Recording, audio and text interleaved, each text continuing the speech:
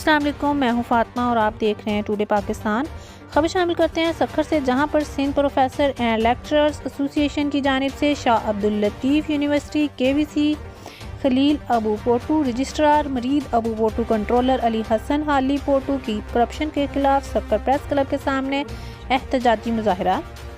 Today Pakistan Sindh के bureau chief Mohammad Qasim Ali की तफसीलात के मुताबिक Sindh professors and lecturers association सप्ला ज़िला सक्खर शाह अब्दुल आतिफ भटाई यूनिवर्सिटी खैरपुर ने सक्खर प्रेस क्लब के सामने एहतजाजी मुजाहरा किया और नारेबाजी की और दीगर ने इल्ज़ाम लगाया कि VC खलील अबू पोटू रजिस्ट्रार, मरीद अबू पोटू और कंट्रोलर अली हसन बाली पोटू ने यूनिवर्सिटी में रिश्वत का बाजार सरगर्म कर रखा है, जबकि रिश्वत ना देने पर तलबा को फेल किया जा रहा है और इम्तिहानी पर्चों में गलतियां करके तलबा को परेशान कर रहे हैं।